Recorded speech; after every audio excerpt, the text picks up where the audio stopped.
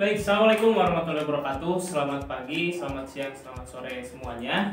Siswa-siswi SMK Bakti Karya Parigi kelas 10. Kembali lagi di pelajaran komputer dan jaringan dasar bagian ketiga. Di sini kita akan belajar tentang tata letak komponen komputer.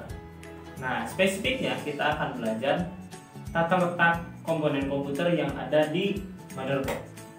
Nah, sebelumnya kita udah belajar ya apa saja sih komponen yang ada di komputer gitu. Nah, sekarang kita akan belajar apa saja komponen yang ada di motherboard, yaitu tempat hampir semua komponen komputer diletakkan. Yang pertama ada PCI slot.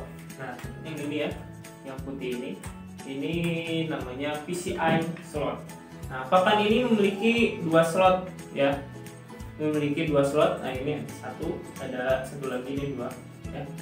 Nah, ini digunakan untuk komponen seperti Ethernet card, lalu kartu suara itu sound card ya, dan modem. Nah, ada modem yang diletakkan di sini. Nah, oke, teman-teman, selanjutnya setelah tadi kita ada PCIe, sekarang ada PCIe 16X. Nah, PCIe 16X ini biasanya digunakan untuk menyimpan kartu grafis ya, VGA, video graphic adapter ya. Nah, yang mana? Nah, yang ini nih. Ini, yang warna biru ini. Nah, pasti dia warna biru. Nggak tahu sih yang lain, tapi biasanya dia berwarna ya. Ini digunakan untuk menyimpan kartu grafis. Jika teman-teman suka main game, suka ngedit video yang berat-berat, nah teman-teman pasti memerlukan tambahan slot ini untuk menyimpan VGA teman-teman di sini ya, untuk menambahkan VGA-nya. Oke, selanjutnya ada PCIe 1 kali slot, PCIe 1X. Nah, PCIe ini yang mana? Nah, PCIe 1X itu yang putih ya. PCIe yang putih. Nah, biasanya PCIe ini untuk kartu ekspansi seperti kartu suara atau kartu Ethernet. Jadi untuk PCIe sendiri ini, ketika nanti teman-teman misalkan ini udah penuh nih untuk WiFi sama Ethernet cardnya, nah teman-teman bisa gunain slot PCIe ini ya. Oke, selanjutnya ada North Bridge ya. Selanjutnya ada North Bridge. Nah, North Bridge ini yang mana ya, North Bridge ya? Mari kita lihat North Bridge ini yang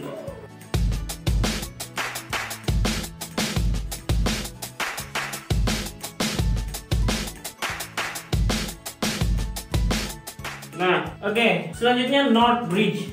Nah, yang mana North Bridge sih? Nah, setelah kita tadi agak nyopot ini heatsink, nah, kita menemukan North Bridge di sini. Nah, ini ya, the North Bridge. Nah, jadi ini fungsinya komunikasi antara ini CPU, Central Processing Unit, dan PCIe. Next ada power connection. Nah, selanjutnya power connection. Nah, power connection itu yang mana? Nah, power connection itu yang ini. Biasanya ini merupakan medium yang langsung tersambung dengan power supply ya. Jadi nanti power supply-nya, si kabel yang besar itu dipasang di sini ini. Ya. Ingat, power connection. Oke, selanjutnya ada CPU pen connector. Nah, ketika kita bawa pen ini ya, dia kan punya konektor nih. Dia punya konektor. Nah, konektornya dipasang di mana nih konektornya? Nah, konektornya akan kita pasang di sini. Kita pasang di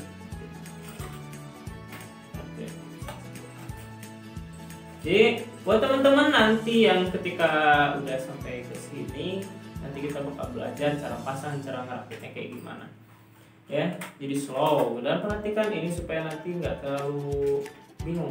Next, soket. Nah, ini soket ini agak rentan. Soket itu berada di balik prosesor. Jadi kita coba buka ya. Oke. Biar teman-teman tahu soket itu kayak gimana sih bentukannya. Oke, we must take it and nah, ini soket ya. Ini soket yang ini nih. Ini soket, jangan sentuh ininya kayaknya.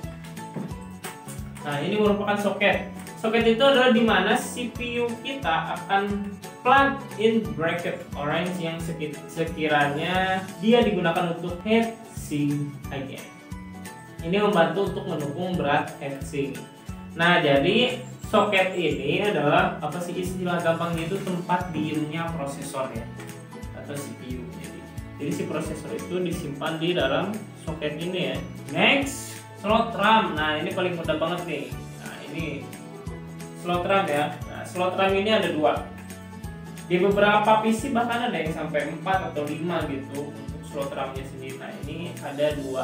Slot RAM ini ada beberapa ya, ada yang DDR2, DDR3, DDR4, DDR5, dan setiap DDR itu dia beda ya.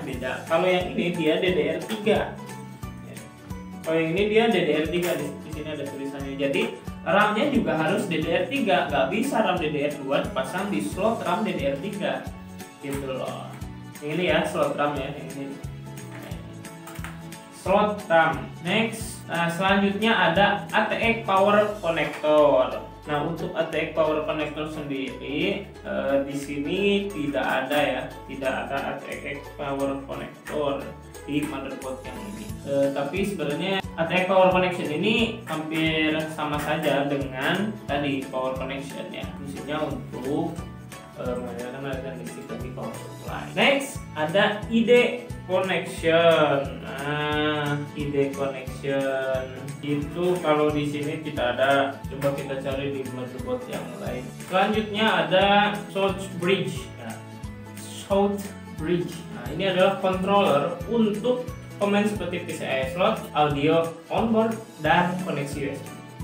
Jadi yang mana yang disebut short bridge ya?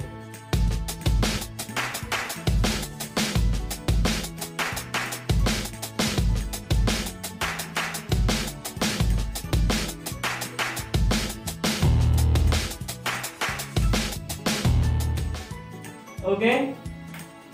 Selanjutnya short bridge. Ya. Ini adalah controller untuk komponen seperti PCIe, audio onboard, dan koneksi USB. Nah, yang mana short bridge? Jadi kita tadi menemukan short bridge di sini, di bagian bawah ini short bridge. Pokoknya intinya yang otak-otak itu biasanya ada bentuknya yang ini ya. Nah, ini ya ada, jadi bentuknya dia tuh ada sedikit melengkung di pinggirnya. Oke, selanjutnya ada SATA connection. Nah, ini penting nih. SATA connection ini penting untuk menyambungkan antara hard disk dengan motherboard supaya hard disk itu bisa terdetek. Jadi kalau tidak ada SATA connection itu tidak akan terdetek. Kalau dulu itu ada namanya ATA ya, ada kabel ATA dan SATA connection, dan ATA connection ada kabel SATA. Jadi SATA itu bisa dibilang sudah varian baru. Jadi sebelumnya namanya ATA. Kabel SATA yang mana sih? Kabel SATA gitu. SATA connection ada sih yang ini. Bentuknya kayak gini. Biasanya biru warnanya. Ini SATA connection. Ini kayak gini. Oke. Nah, ini digunakan tadi untuk koneksi antara hard disk dengan motherboard atau DVD dengan motherboard gitu. Next, oke, selanjutnya itu ada USB external connection. Nah, USB external connection di mana? Di sini. Nah, ini USB external connection. Jadi ada USB yang memang onboard ya teman-teman, ada USB yang memang onboard di motherboardnya. Bukan ada lagi, tapi biasanya rata-rata USB itu onboard di motherboardnya. Udah sih teman-teman bisa gunain salah satu aksesoris buat ekspansi yang lain jika memang USB di komputer ini kurang. USB itu gunanya untuk ya kalau mau transfer data ke USB dan flash disk, teman-teman harus sambung flash disk di USB gitu. Simpelnya gitu. Oke, selanjutnya CMOS. Nah, ini baterai CMOS. Nah, teman-teman baterai CMOS yang mana? Ini CMOS ya, ini baterai CMOS. Sepertinya dalam video sebelumnya sudah saya tunjukkan baterai CMOS itu bentuknya kayak gimana. Jadi silahkan tonton videonya sebelah sini. Nah, ini ya. Ini baterai CMOS. Jadi gini, tapi ini penting loh. Ini bukan buat baterai jam ya, ini baterai jam. Oke, next, gunanya apa sih baterai CMOS gitu loh?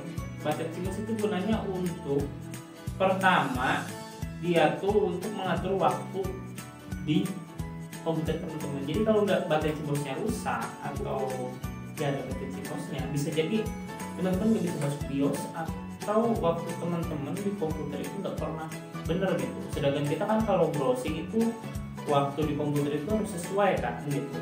Kayak itu browsing, kalau mereka nggak browsing.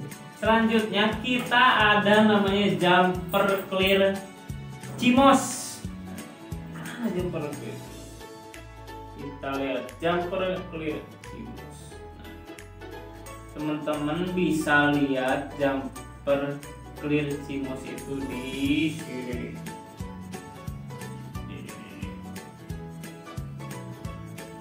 Kecil ya, ini jumper clear CMOS-nya. Di sini. Teman-teman bisa cari di situ. Pokoknya dekat CMOS. Nah, jumper clear CMOS-nya biasanya terletak di dekat baterai CMOS. Biasanya terdapat 3 kaki pin pada jumper ya. 3 kaki ya pin ya, 3 kaki ya, ingat ya. Berfungsi untuk menyimpan dan mereset CMOS ya, baterai CMOS. Jadi misalkan kalau misalkan kita nggak bisa masuk motherboard, nggak bisa masuk BIOS, teman-teman bisa mereset CMOS-nya dengan cara mencabut CMOS-nya. Oke, next, jumper bus clock. Nah, ini kita bisa cari di mana ya?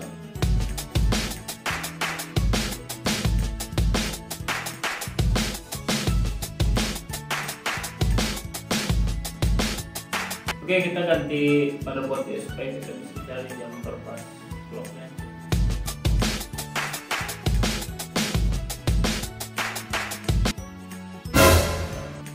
Oke, baik teman-teman, jadi mungkin sampai tadi di baterai CMOS saja untuk penjelasan mengenai bagian-bagian komputer.